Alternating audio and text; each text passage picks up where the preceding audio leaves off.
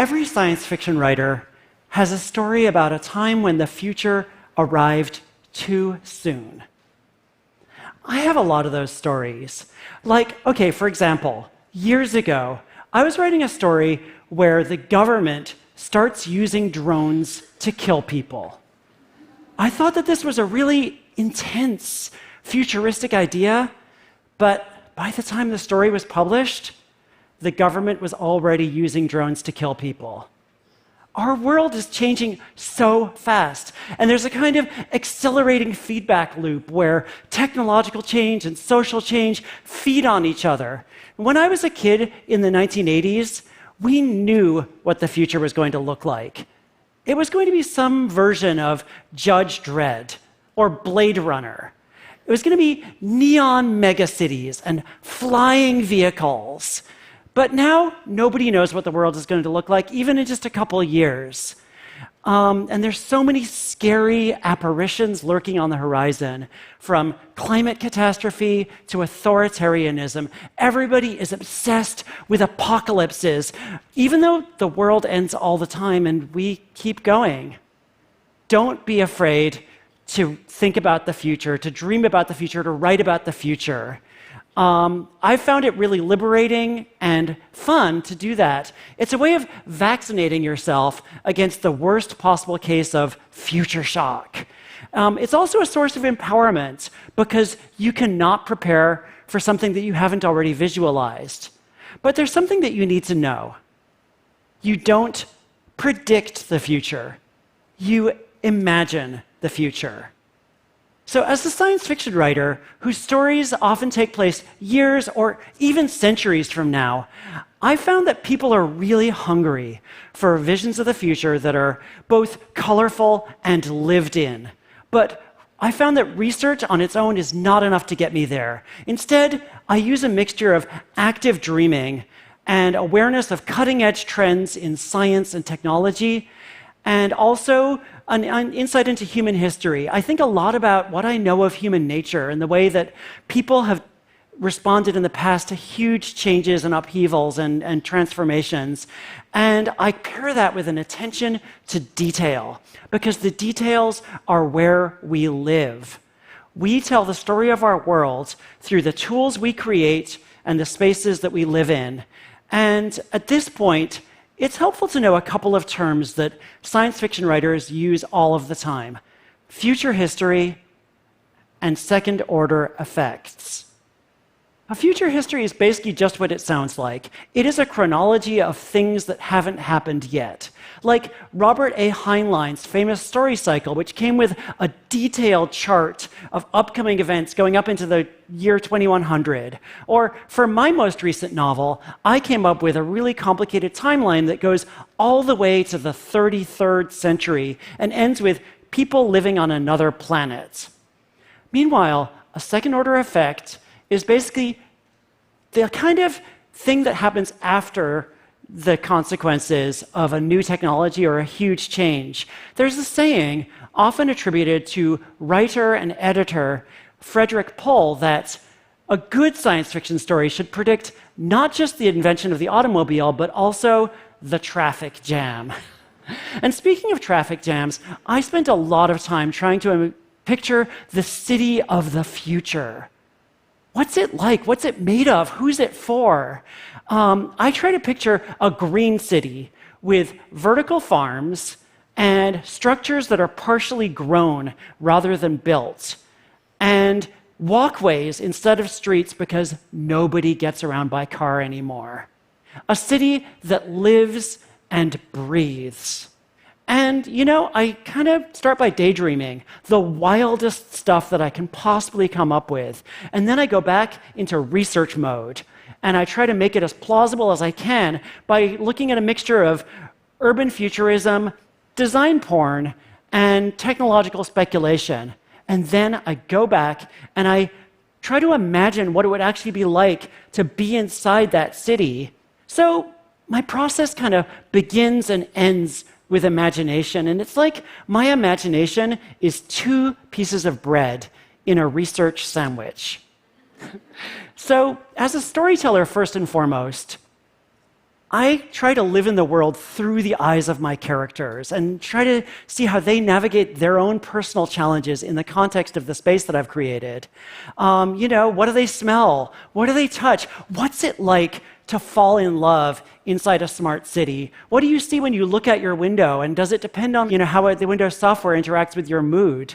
Finally, I asked myself how a future brilliant city would ensure that nobody is homeless and nobody slips through the cracks. And here's where future history comes in handy, because cities don't just spring up overnight like weeds. They arise and transform.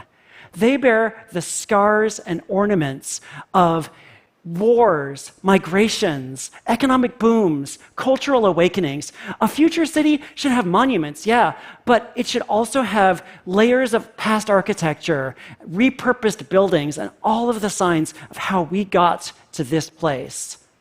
And then there's second-order effects, like how do things go wrong or right in a way that nobody ever anticipated. Like if the walls of your apartment are made out of a kind of fungus that can regrow itself to repair any damage, what if people start eating the walls? Huh? Speaking of eating, what kind of sewer system does the city of the future have? It's a trick question.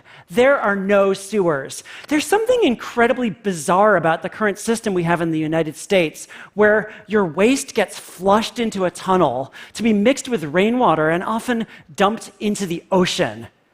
Not to mention toilet paper. A bunch of techies, led by Bill Gates, are trying to reinvent the toilet right now. And it's possible that the toilet of the future could appear incredibly strange to someone living today. So how does the history of the future, all of that trial and error, lead to a better way to go to the bathroom? There are companies right now who are experimenting with a kind of cleaning wand that can substitute for toilet paper, using compressed air or sanitizing sprays to clean you off. But what if those things looked more like flowers than technology? What if your toilet could analyze your waste and let you know if your microbiome might need a little tune-up? What if today's experiments with turning human waste into fuel leads to a smart battery that could help power your home? But back to the city of the future. How do people navigate the space? If there's no streets, how do people even make sense of the geography? I like to think of a place where there are spaces that are partially only in virtual reality that maybe you need special hardware to even discover. Like, for one story, I came up with a thing called the Cloudscape interface, which I described as a chrome spider that plugs into your head using temporal nodes. And no, that's not a picture of it, but it's a fun picture I took in a bar. And I got really carried away imagining the bars, restaurants, cafes that you could only find your way inside if you had the correct augmented reality hardware. But again, second-order effects. In a world shaped by augmented reality, what kind of new communities will we have? What kind of new crimes that we haven't even thought of yet? Okay, like, let's say that you and I are standing next to each other, and you think that we're in a noisy sports bar, and I think we're in a highbrow salon with a string quartet talking about Baudrillard. I can't possibly imagine what might go wrong in that scenario. I'm sure it'll be fine. And then there's social media. I can imagine some pretty frickin' dystopian scenarios where things like internet quizzes, dating apps, horoscopes, bots, all combine to drag you down deeper and deeper rabbit holes into bad relationships and worse politics. But then I think about the conversations that I've had with people who work on AI, and what I always hear from them is that the smarter AI gets, the better it is at making connections. So maybe the social media of the future will be better. Maybe it'll help us to form healthier, less destructive relationships. Maybe we'll have devices that enable togetherness and serendipity. I really hope so. I like to think that if strong AI ever really exists, they'll probably enjoy our weird relationship drama the same way that you and I love to obsess about the Real Housewives of wherever. And finally, there's medicine. I think a lot about how developments in genetic medicine could improve outcomes for people with cancer or dementia. And maybe one day your 100th birthday will be just another milestone on the way to another 2 or 3 decades of healthy, active life. Maybe the toilet of the future that I mentioned will improve health outcomes for a lot of people, including people in parts of the world where they don't have these complicated sewer systems that I mentioned. But also, as a transgender person, I like to think, what if we make advances in understanding the endocrine system that improve the options for trans people the same way that hormones and surgeries expanded the options for the previous generation? So finally, basically, I'm here to tell you, people talk about the future as though it's either going to be a technological wonderland or some kind of apocalyptic poop barbecue. But the truth is, it's not going to be either of those things. It's going to be in the middle. It's going to be both. It's going to be everything. The one thing we do know is that the future is going to be incredibly weird. Just think about how weird the early 21st century would appear to someone from the early 20th. And, there's a kind of logical fallacy that we all have where we expect the future to be an extension of the present. Like people in the 1980s thought that the Soviet Union would still be around today.